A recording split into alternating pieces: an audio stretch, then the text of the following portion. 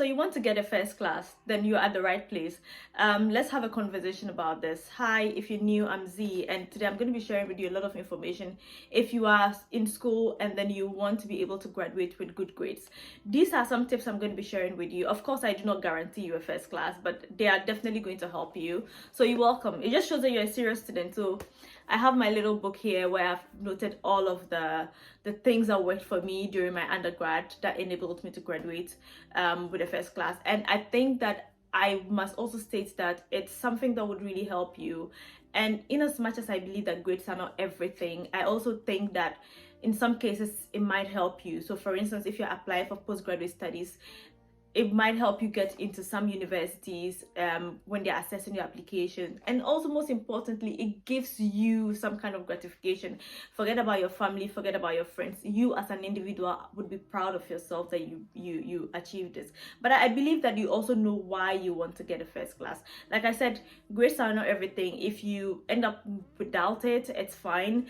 But let's prepare ourselves. So I'm going to be sharing with you some 7 things that worked for me that I think would work for you as well. So if you have a pen and a paper, let's have a very serious conversation. First of all, you have to put it in your mind that you want a first class. You want to graduate with good grades. And for me, if you have it at the back of your mind, you will do the work. You will do the research, like watching this video, and also just psyching yourself up and taking the rest of the steps that I'll be sharing with you seriously in order to be able to get the grades that you want. So if you want to graduate with a certain GPA, it's important to know what GPA would I need to be able to graduate to a first class. But you have to psych yourself up. Tell yourself that I want to graduate with good grades. And if you do that, it would help you really do the work that you need to do to be able to actually get the GPA that you want to get at the end of your studies. This second point is really important. A lot of people tend to underestimate the grades in their first 2 years. So if, for example, you are doing an undergraduate degree and then it's a 4-year undergraduate degree and you're in your first or second year, do not underestimate those grades, because usually it's a GPA at the end, right? So they'll accumulate some of your grades from when you started uni till when you finished uni. So I understand that maybe some of us, when we get to level 300, which is our 3rd year, is when we probably start to get serious. That would also, if you're watching this if you're in your 3rd or final year, you can still put in some work. But if you're in your first, second year, don't sleep on it. They accumulate the grade. So I encourage you to pay attention to this, and don't say, okay, I'm going to party all night long or all day long, and because I'm in my first year, without studying.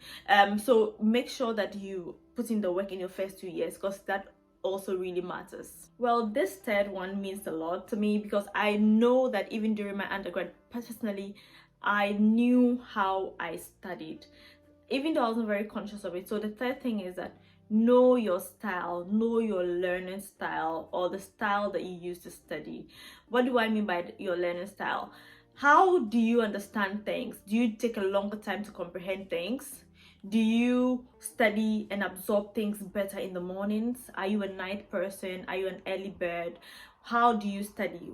Which ways can you be like, how are you able to really absorb things, basically? So know yourself. This takes me naturally to my next point, which is that if you want to really seem good in your essays, right, this is a tip that I want to share with you. Let me know if you want me to share some more information on essay writing and stuff.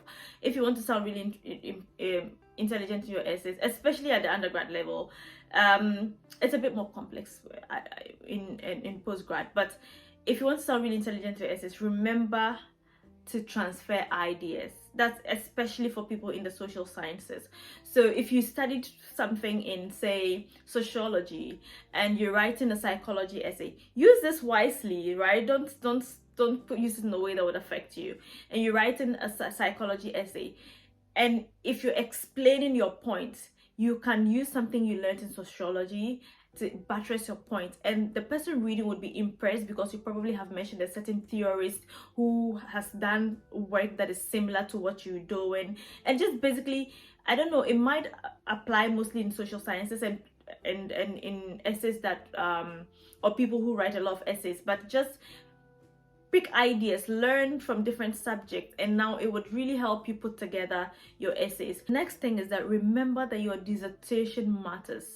Your dissertation matters, and if you're thinking about what to do in your dissertation or project work, as some of us would call it also, as it's really important the grade you get in your dissertation. So I think when I was doing my undergrad, the dissertation had a lot of weight as well, and it really helped if you are lagging behind and you want to get a lot more. That would help you with your GPA. So don't sleep on your dissertation.